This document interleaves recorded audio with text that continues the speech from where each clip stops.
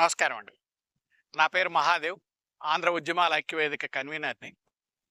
మా పిఠాపురం నుంచి తడపకమా భాగంగా రాయలసీమ ప్రాంతంలో బొజ్జ దశరథరామిరెడ్డి గారు ఇక్కడ రాయలసీమ నీటి రక్షణా సమితి అధ్యక్షులు. ఆయన దగ్గరికి వచ్చాము. నిన్న బహిరంగ సభ అయిన తర్వాత ఇవాళ ఆయన అతి క్లిష్టమైన బనకచెర్ల క్రాస్ రెగ్యులేటర్ కాంప్లెక్స్ పేరులో ఉన్నట్టుగానే ఇది చాలా కాంప్లెక్స్ రెగ్యులేటర్స్ ఉన్న ఒక ప్రదేశం. ఓ పక్క చూస్తే అటుపక్క చూస్తే తెలుగు గంగకి నీరెళ్లాల్సిన పారాల్సిన రెగ్యులేటర్ అక్కడ ఉంది. అది దరిదాపులో ఒక 11,000 క్యూసెక్లు ఒక్కొక్క విండో నుంచి వెళ్తుంది, వెంట నుంచి. అలాగే ఇటు పక్క ఎస్కేప్ రెగ్యులేటర్ ఉంది. ఇది కూడా ఒక్కొక్క వెంట నుంచి 11,000 క్యూసెక్లు వెళ్తుంది. కిందకు చూస్తే హాస్పాట్ నుంచి కడప వెళ్ళే తుంగభద్ర కెనాల్ అది వెళ్తుంది. ఇంకిటు పక్కకు చూస్తే గాలేరు నగరి రెగ్యులేటర్, దీని నుంచి 22 టీఎంసీల క్యూసెక్ల నీరు ఇటు వెళ్తుంది. అంటే దరిదాపులో ఇక్కడ చూసుకుంటే మధ్యలో వచ్చేసేసి right branch canal, Krishna right branch canal మధ్యలో ఉంది. ఈ నీళ్ళన్నీ కూడా రకరకాల ప్రదేశాలకి ఒక చోట నుంచే డిస్ట్రిబ్యూట్ అయ్యి వెళ్ళటం వల్ల చాలా కాంప్లెక్స్ సిచ్యుయేషన్ ఉంది అర్థం చేసుకోవటానికే.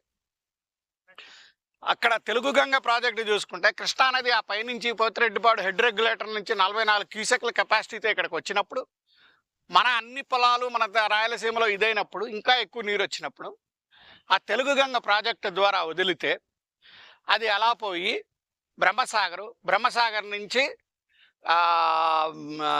నెల్లూరు నుంచి పాండీకి వెళ్తుంది. సోమశిల ప్రాజెక్ట్ నెల్లూరులో, అక్కడి నుంచి పాండీకి వదులుతారు. అది తెలుగు గంగ ప్రాజెక్ట్. పక్కన ఎస్కేప్ ఛానల్, బాగా నీళ్ళు ఎక్కువైపోతే దీనిలో కొంత నీరుని తీసుకెళ్ళి కుందా నదిలోకి వేయటం కోసం ఆ ఎస్కేప్ ఛానల్ పెట్టారు. అందుట్లో పడ్డ నీళ్లు వెళ్ళిపోయి కుందా నదిలో పడతాయి. ఇది తుంగభద్రా నది. అటుపక్క కృష్ణా నది అయితే ఇది తుంగభద్రా నది. ఆక్వాడక్ట్ కట్టి ఈ నీళ్లు పైనుంచి కడపకు పంపిస్తున్నారు. ఇంకా అటుపక్కకి రాయలసీమ జీవనాధారమైన రైట్ బ్రాంచ్ కెనాల్, ఇది గోరుకల్లు నుంచి రాయలసీమలో వివిధ ప్రాంతాలకి అవుకుకెళ్ళి అవుకు నుంచి వెళ్తుంది. గోరుకల్లు ఒక 12 టీఎంసీలు, అవుకులో ఒక 2 టీఎంసీలు స్టోరేజ్ కెపాసిటీ ఉంది. తర్వాత ఇవి రాయలసీమకి వెళ్తాయి. అయితే ఇక్కడ ఇబ్బంది ఏమొచ్చిందంటే, ఈ రాయలసీమ రైట్ బ్రాంచ్ కెనాళ్ళు యాక్చువల్గా వాటరు రావాల్సిన దాన్ని వాళ్ళు ఏం చేశారంటే, నేను నిలబడ్డ ప్రాంతంలో పూడ్చేసి ఆ వాటర్ని ఎస్కేప్ కెనాల్ పంపించి ఎస్కేప్ కెనాల్ నుంచి కుందా నదిలో పడేయటం వల్ల ఆ ప్రాంతం మునిగిపోతుంది. అటేమో మునిగిపోతుంది, ఇటుపక్క రాయలసీమలోనేమో నీరు లేకుండా పోతుంది. ఇది మరి ప్రభుత్వం ఎందుకు చేసిందో ప్రభుత్వమే సమాధానం చెప్పాలి దీని మీద. ఇంకా ఇటుపక్కకు వస్తే గాలేరు నగరి, ఇది కూడా రైట్ బ్రాంచ్ కెనాల్ లాగానే గోరుకల్లు దాకా వెళ్తాయి. వెళ్ళిన తర్వాత అక్కడి నుంచి కొంత భాగం గోరుకల్లు అవుకు నుంచి కొంత భాగం గాలేరుకు పోతుంది. ఇదేమో రైట్ బ్రాంచ్ కెనాల్ ఏమో రాయలసీమ జిల్లాలకు వెళ్తుంది. ఇది 22 క్యూసెక్లు. ఇది ఈ మధ్య కట్టింది. అది అంజయ్ గారి హయాంలో కట్టింది రైట్ బ్రాంచ్ కెనాల్. రామారావు గారి హయాంలో కట్టింది తెలుగు గంగ ప్రాజెక్టు.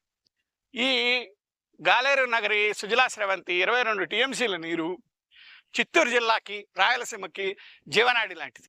ఈ నీరు ఇక్కడి నుంచి 22 టీఎంసీలు అతి ఎక్కువగా ఇక్కడ డ్రా చేసే రెగ్యులేటర్ ఇదే 22 టీఎంసీలు.